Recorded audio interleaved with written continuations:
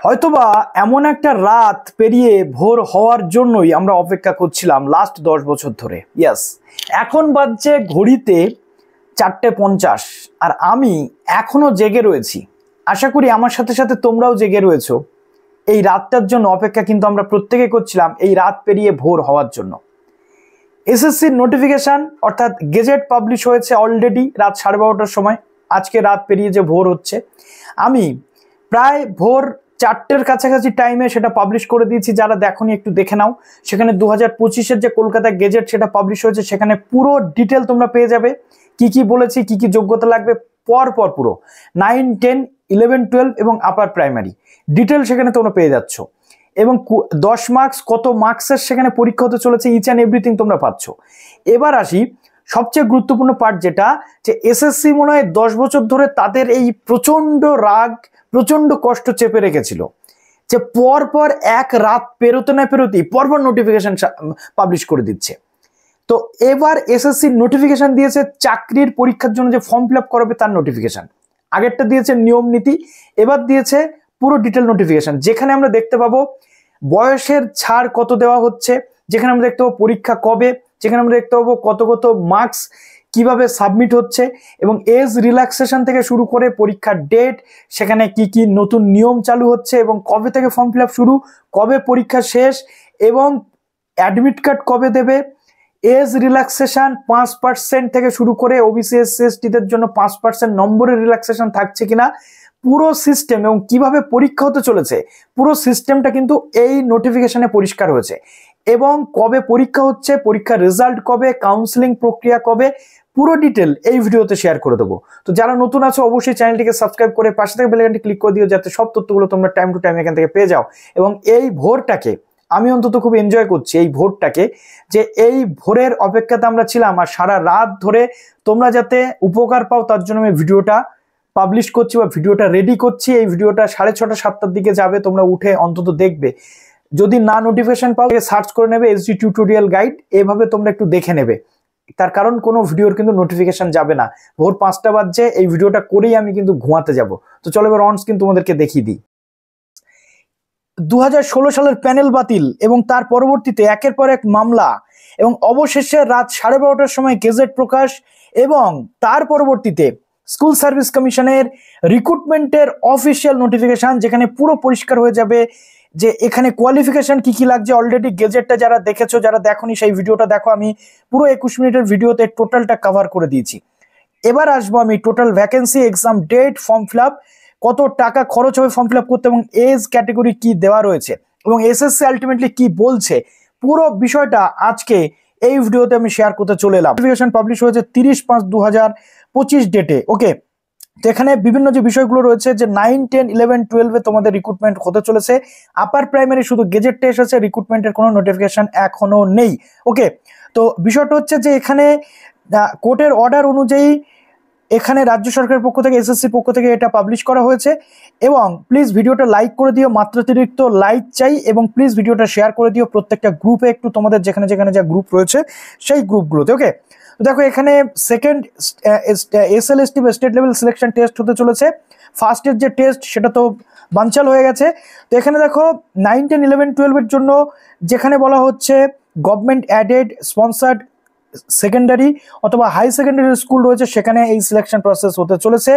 এবং work education, physical education বাদ দিয়ে 2025-এর যে রিক্রুটমেন্ট রুলস অলরেডি যে গেজেট তোমাদের সামনে দেখিয়েছি, সেই গেজেট অনুযায়ী এখানে বলে দেওয়া হচ্ছে যে রাজ্য সরকার কোর্টের নির্দেশ অনুযায়ী একটি যে প্রসেস সেটা চালু করেছে এবং রিভিউ মামলা চলছে। সেই মামলার দিকে রাজ্য সরকার তাকিয়ে রয়েছে, এবং এই মামলার ফলাফল কি আসছে তার উপরে ডিপেন্ড করবে সবকিছু, এবং তার ওপর ভিত্তি করে পরবর্তী ক্ষেত্রে কি ডিসিশন নেওয়া হবে সেইটা এই সেকশনে কিন্তু বলা হয়েছে। এটা খুব গুরুত্বপূর্ণ, এটা তোমাদেরকে কেউ বলবে না। এবং এখানে এটাও বলে দেওয়া হয়েছে যে পরবর্তী ক্ষেত্রে এই রুলস বা এই সমস্ত জিনিস ক্যান্সেলেশন থেকে শুরু করে এগুলো কিন্তু পরবর্তী ক্ষেত্রে হতে পারে।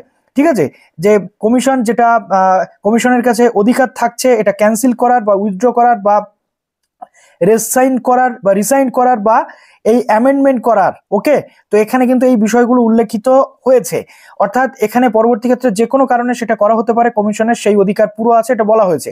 এবং 2025 রুলস এবং অ্যামেন্ডমেন্ট রুলস যেটা 2025 এবং 1997 এসএসসি রুলস অনুযায়ী এটা হবে। এবার দেখো পরপর যে তোমাদের সমস্ত ক্রাইটেরিয়াগুলো কি বলেছে। এক, ইন্ডিয়ান সিটিজেন তোমাদের হতে হবে 11-12 পড়ানোর জন্য, গভর্নমেন্ট অ্যাডেড স্পন্সার্ড বা হাই সেকেন্ডারি স্কুলের জন্য। মিনিমাম কোয়ালিফিকেশন যেটা বলা হচ্ছে এখানে 2025 রুলস অনুযায়ী হবে, এবং কোনো আদার মোডে হবে না, অনলাইন মোডেই তোমাদের টোটাল ফর্ম ফিল আপ হতে চলেছে westbengalssc.com এর এই ওয়েবসাইট থেকে। এবার বলা হচ্ছে কি অ্যাপ্লিকেন্টসদের বিশেষ কিছু বিষয় খেয়াল রাখতে হবে, যেটা হচ্ছে 2025 রুলস অনুযায়ী এটা ফিল আপ করতে হবে।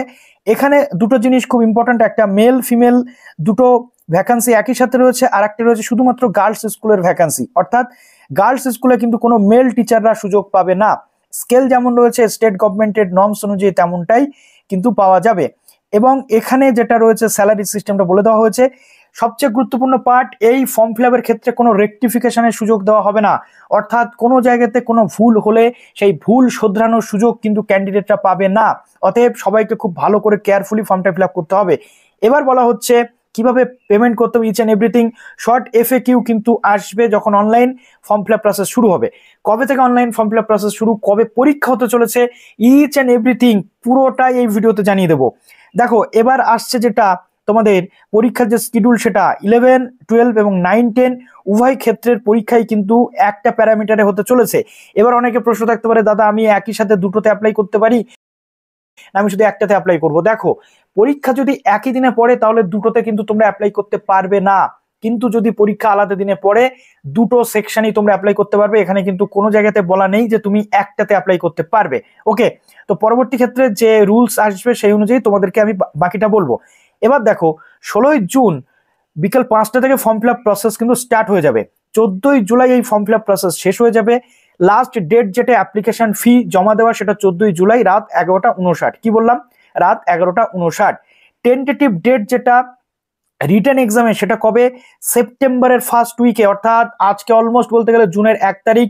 জুন, জুলাই, অগস্ট, সেপ্টেম্বর, হাতে কিন্তু মাত্র তোমাদের 2 থেকে আড়াই মাস সময় রয়েছে। আড়াই মাসও নেই, বলে রাখো জুন এবং জুলাই এবং অগাস্ট, ঠিক আছে। তো এই যে 3 মাস সময়, এই 3 মাস সময় একদম অপচয় করা যাবে না, প্রায় 2.5 থেকে 3 মাস সময় তোমরা কিন্তু পাচ্ছ। তো সেপ্টেম্বরের ফার্স্ট উইকে তোমাদের এক্সাম কিন্তু হতে চলেছে, রিটেন এক্সামিনেশন। তারপরে তোমাদের অ্যাডমিট কার্ড দেওয়া হবে, যেটা অফিসিয়াল ওয়েবসাইটে তোমরা পেয়ে যাবে। এরপর আমরা চলে আসছি ফিস, যেটা 7 দিন আগে তোমরা অ্যাডমিট কার্ড পেয়ে যাবে। অ্যানাউন্সমেন্ট কিন্তু করে দেওয়া হবে, 7 দিন আগেই তোমরা অ্যানাউন্সমেন্ট কিন্তু পাবে যে কবে অ্যাডমিট কার্ড তোমরা করতে পারবে ডাউনলোড, ঠিক আছে। এরপর আমরা চলে আসছি ফিস, অর্থাৎ অ্যাসিস্ট্যান্ট টিচার 9, 10 এর ক্ষেত্রে, যেটা 9, 10 এর ক্ষেত্রে বলা হচ্ছে জেনারেল এবং ওবিসি ক্যান্ডিডেটদের জন্য ফর্ম ফিল আপের চার্জ 500 টাকা, SC ST PH ক্যান্ডিডেটদের জন্য 200 টাকা, অ্যাসিস্ট্যান্ট টিচার 11, 12 এর জন্য রয়েছে, অর্থাৎ উচ্চ মাধ্যমিকের জন্য রয়েছে 500 টাকা, এবং SC ST PH দের জন্য রয়েছে কিন্তু 200 টাকা।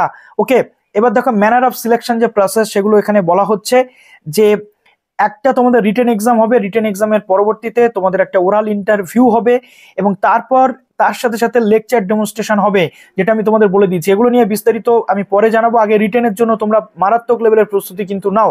কোশ্চেন পেপার যেটা ইংলিশ এবং বাংলা উভয় ভার্সনে হবে, কিন্তু বাংলা, সংস্কৃত, অ্যারাবিক, উর্দু এই সমস্ত মিডিয়ামের জন্য নিজ নিজ যে ল্যাঙ্গুয়েজ সেই ল্যাঙ্গুয়েজেই তোমাদের কোশ্চেন পেপার হবে, শুধু সাবজেক্টের ক্ষেত্রে যেটা রয়েছে তোমাদের ল্যাঙ্গুয়েজ পেপারের ক্ষেত্রে। ক্যান্ডিডেটদেরকে বলা হচ্ছে যে কোনো একটা মিডিয়ামে তারা যেন ফর্মটা ফিল আপ করে। ওকে, এবং প্রত্যেকটা কারেক্ট অপশন কিন্তু 1 মার্ক করে, অর্থাৎ MCQ মোডে পরীক্ষা হতে চলেছে, 4টে অপশন থাকবে তোমাদের, সেখানে 1 মার্ক করে পরীক্ষা কিন্তু থাকবে। এক্সাম প্যাটার্ন বা কোশ্চেন প্যাটার্ন কি হবে আমি আগে তোমাদেরকে মোটামুটি বলে দিয়েছি যে কিভাবে কোশ্চেন প্যাটার্ন হতে চলেছে। শিট কিন্তু প্রিজার্ভ করা হবে। ওকে, এবার দেখো ভ্যাকান্সি পজিশন বা এগুলো পরবর্তী ক্ষেত্রে আসবে। এবার একটু তোমাদের এজ লিমিটটা আরেকবার বলে দিই। এখানে অনেকের প্রশ্ন ছিল যে 5% রিল্যাক্সেশন ক্যাটেগরি যাদের ওবিসি SC ST পাবে কি পাবে না, সেটা একটু বলে দিই। এখানে বলে দেওয়া হয়েছে টিচার্স 9, 10 এর ক্ষেত্রে গ্রাজুয়েট অথবা পোস্ট গ্রাজুয়েশনে তোমাদের 50% অবশ্যই থাকতে হবে, এবং বিএড অবশ্যই থাকতে হবে। বিএড 23-25 বা 24-26 জন্য আরো একবার বলে দিই, তোমাদের যদি এই 14 জুলাই ফর্ম ফিল আপের মধ্যে বিএড এর সার্টিফিকেট বা বিএড কমপ্লিট হয়ে যায় তবে তোমরা বসতে পারবে, না হলে পারবে না। 23-25 আশা করি তোমাদের সেই টাইমের মধ্যে কমপ্লিট হচ্ছে না, 24-26 তো কমপ্লিট হওয়ার কোনো কথাই নেই। কাজেই তোমাদের জন্য ব্যাড লাক, তোমরা কিন্তু এবারের এই পরীক্ষাটাতে বসতে পারছো না। এখানে কিন্তু পরিষ্কার বলে দেওয়া হয়েছে বিএড দরকার, কিন্তু স্পেশাল বিএড এর কথা এখানে মেনলি কোনো জায়গায় কিন্তু উল্লেখ নেই। আশা করি পরবর্তী ক্ষেত্রে এটা নিয়ে একটা অ্যামেন্ডমেন্ট আসতে পারে, কারণ স্পেশাল বিএডরা কিন্তু চান্স পায় এই 9-10 বা এসএসসির পরীক্ষাতে। ওকে, এবার চলে আসছে 4 বছরের বিএ বিএড বা বিএসসি বিএড যারা করেছো তারাও এখানে সুযোগ পাবে। সাবজেক্টে যাদের গ্রাজুয়েশন থাকবে পাস বা অনার্স গ্রাজুয়েট যে কেউ এলিজিবল 50% মার্কস থাকলে, আর পোস্ট গ্রাজুয়েটের ক্ষেত্রে 50% থাকলেও এলিজিবল, যে কোনো একটা থাকতে হবে গ্রাজুয়েশন আইদার পোস্ট গ্রাজুয়েশন। 21 থেকে 40 বছরের মধ্যে তোমাদের বয়স সীমা থাকতে হবে। যারা ফ্রেশার রয়েছে তাদের আপার এজ লিমিট যেটা রিল্যাক্সেবল থাকবে শিডিউল কাস্টের জন্য, এবং ওবিসিদের জন্য থাকবে 3 বছরের বয়সের ছাড়। এবং এখানে যারা জেনারেল থাকবে তাদের 21 থেকে 40 বছর। আর এখানে বলে দেওয়া হয়েছে ফিজিক্যালি যারা চ্যালেঞ্জ থাকবে বা হ্যান্ডিক্যাপ থাকবে তাদের 8 বছরের বয়সের ছাড় কিন্তু তারা পাবে। এক দ্বিতীয়ত, এবার এখানে দেখো, এখানে খুব উল্লেখযোগ্যভাবে বলে দেওয়া হয়েছে 5% রিল্যাক্সেশন পাবে যাদের রিজার্ভ ক্যান্ডিডেট তারা, অর্থাৎ ওবিসি এসসি এসটিরা কিন্তু এখানে 5% রিল্যাক্সেশন পেতে চলেছে। এবার প্রশ্ন হচ্ছে ওবিসির কারাই রিল্যাক্সেশন পাবে? 2010 সাল পর্যন্ত যারা ওবিসি নাকি তার পরবর্তীতে যারা, তাদের তো প্রশ্নই উঠছে না। এখানে একটা কিন্তু বড় সমস্যা তৈরি হতে পারে। অর্ধেক ওবিসি তো বাতিলই হয়ে গেছে রাজ্যে। ওকে, তো এই 5% রিল্যাক্সেশন অর্থাৎ 45% মার্কস থাকলে তারা কিন্তু পরীক্ষাতে বসতে পারবে। এবার দেখো বলা হচ্ছে যে minimum qualification as prescribed NCT, যেটা before the last date of receiving online application, অর্থাৎ অনলাইন অ্যাপ্লিকেশন রিসিভিং এর মধ্যে পোস্ট গ্রাজুয়েশন যারা কমপ্লিট করতে পারবে তারা পিজি লেভেলে বসতে পারবে, 11-12-এ যারা পারবে না তারা বসতে পারবে না। তার মধ্যে রয়েছে প্রফেশনাল কোয়ালিফিকেশন অর্থাৎ বিএড এর কথা এখানে কিন্তু বলে দেওয়া হয়েছে। ওকে, এবং এই যে এজের বারটা এটা 1 জানুয়ারি পর্যন্ত কিন্তু বৈধ হচ্ছে, অর্থাৎ 1 জানুয়ারি 2025-এ যদি তুমি 21 থেকে 40-এর মধ্যে থাকো বা যে ক্যাটেগরি ধরে যদি তুমি থাকো তাহলে তুমি এলিজিবল হয়ে গেলে। এজ রিল্যাক্সেশন কারা পাবে? যারা বর্তমানে চাকরিহারা শিক্ষক রয়েছেন তারা পাবেন। এবং এখানে কিন্তু পরিষ্কারভাবে বলে দেওয়া হয়েছে যে 3/4/2025 অনুযায়ী যারা চাকুরিহারা শিক্ষক রয়েছেন তাদের ক্ষেত্রে এজ রিল্যাক্সেশন থাকবে। এটা সবার জন্য কিন্তু নয়। Provided further person who come under more than one category, অর্থাৎ যে ইডব্লিউএস বা ওবিসি দুটোই থাকবে সে যে কোনো একটা ক্যাটেগরিতে কিন্তু বিবেচ্য হবে। ওকে, এবার দেখো এখানে বলে দেওয়া হয়েছে পিজি লেভেলটা। পিজি লেভেলের জন্য একই রয়েছে, অর্থাৎ 11-12-এর জন্য 50% মার্কস পোস্ট গ্রাজুয়েটে অবশ্যই থাকতে হবে, বিএড অবশ্যই থাকতে হবে, অথবা পোস্ট গ্রাজুয়েটে 50% মার্কস বা বিএসসি বিএড বা বিএ বিএড থাকলে তোমরা কিন্তু আবেদন করতে পারছো। 21 থেকে 40 বছরের মধ্যে জেনারেল ক্যান্ডিডেটদের আপার এজ লিমিট রাখা হয়েছে, এবং 5 বছর রয়েছে এসসি এসটিদের জন্য, 3 বছর রয়েছে ওবিসিদের জন্য, আর ফিজিক্যালি চ্যালেঞ্জদের জন্য রয়েছে 8 বছরের বয়সের ছাড়। আর 5% রিল্যাক্সেশন এখানেও কারা পাবে? যারা ওবিসি ক্যাটেগরি রয়েছে তার নাম্বারের ক্ষেত্রে 45% থাকলে ওবিসি এসসি এসটি তারা কিন্তু সুযোগ পেয়ে যাবে। এবার দেখো the minimum qualification as per prescribed NCT যেটা সেটা বলে দেওয়া হয়েছে, এবং আপার এজ লিমিট 1 জানুয়ারি 2025 অবধি বয়স তোমাদের হতে হবে তবে তোমরা পারবে, এবং 3/4/2025 অনুযায়ী বয়সের ছাড় পাবে, এজ রিল্যাক্সেশন পাবে যে সমস্ত ক্যান্ডিডেটরা পেয়েছে এই সুপ্রিম কোর্টের রায় অনুযায়ী, অর্থাৎ ওই সমস্ত চাকুরিহারা শিক্ষকরা যারা রয়েছেন তারা। ওকে, এবার দেখো qualification obtained on or before the last date of receiving online application, অর্থাৎ যে লাস্ট ডেট পর্যন্ত থাকবে সেই অনুযায়ী তোমরা এই যে কোয়ালিফিকেশন হোক বা প্রফেশনাল কোয়ালিফিকেশনের যে লিমিটেশন সেটা থাকবে। অর্থাৎ অনেকে বলতে পারো আমাদের 25শে ডিসেম্বরে কমপ্লিট হবে বিএড, আমরা কি পারবো? না, তোমরা কিন্তু পারবে না। ওকে, এবার দেখো for consideration of belonging reserve categories the certificates issued by the competent authority, অর্থাৎ ওয়েস্ট বেঙ্গল গভর্নমেন্টের অন্তর্গত যারা ওবিসি এসসি এসটি রয়েছে এই কাস্টের সুযোগ শুধুমাত্র তারা পাবে, এবং সেটা শুধুমাত্র এই লাস্ট ডেট যেটা অনলাইন ফর্ম ফিল আপের তার মধ্যেই তোমরা কিন্তু পাবে। এবার বলা হচ্ছে যে সমস্ত ক্যান্ডিডেটরা ওবিসি এসসি এসটি অন্য স্টেটে রয়েছে, অর্থাৎ আদার স্টেট থেকে আসছে আমাদের স্টেটে, তারাও কিন্তু সুযোগ পাবে, কিন্তু তারা জেনারেল ক্যান্ডিডেট হিসেবে কোনো কনসেশন ছাড়া জেনারেল ক্যান্ডিডেট হিসেবে তারা এখানে কিন্তু সুযোগ পাবে। ওকে, সেটা এজ লিমিট হোক, কাট অফ হোক বা কোয়ালিফিকেশন হোক। মিডিয়াম অফ ইনস্ট্রাকশন এটা বলা হয়েছে যে মিডিয়ামে যারা চাইছো তারা পারবে, হিন্দি মিডিয়াম, সাঁওতালি মিডিয়াম যা বা যেগুলো এগুলো রয়েছে, এবং এখানে রিলেটেড ইনফরমেশন কিছু এখানে কিন্তু দেওয়া রয়েছে।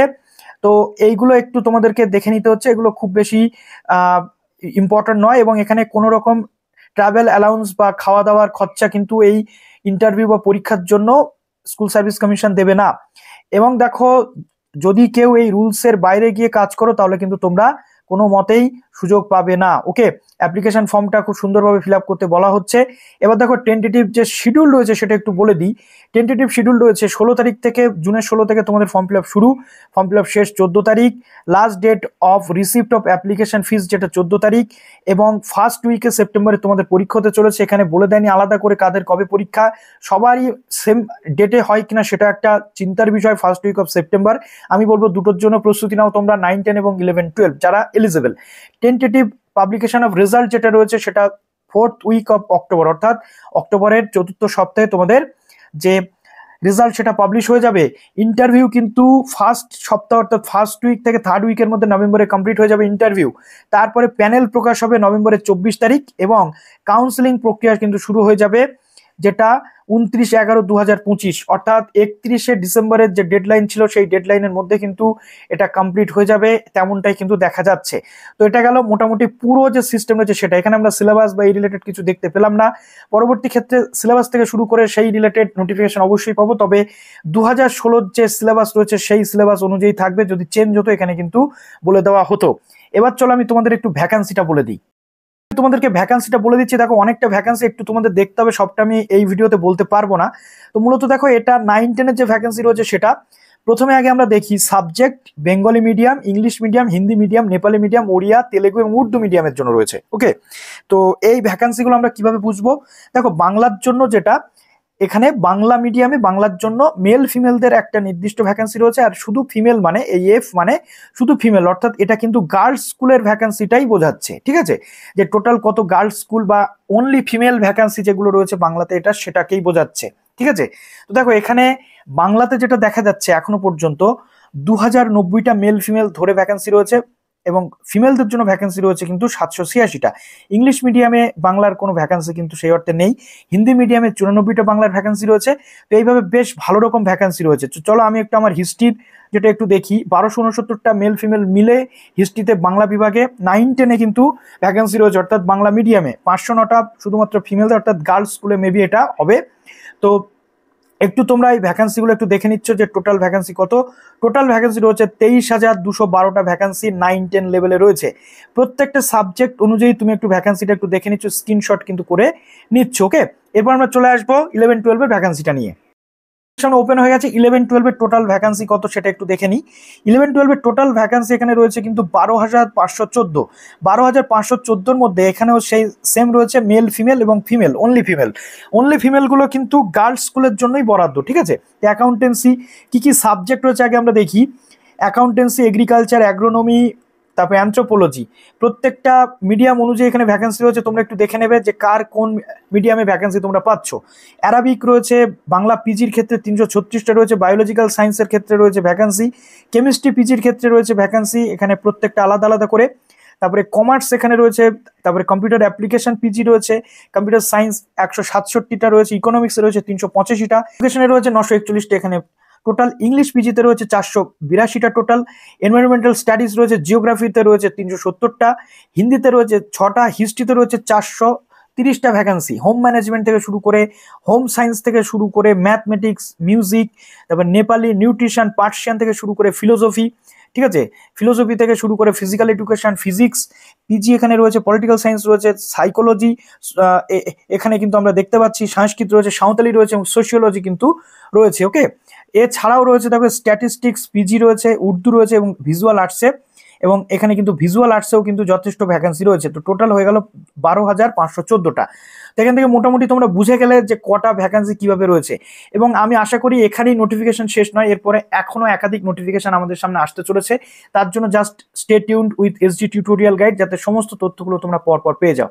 তো চলো ভিডিওটা এখানে শেষ করলাম। ভালো থেকো সবাই, বেস্ট অফ লাক।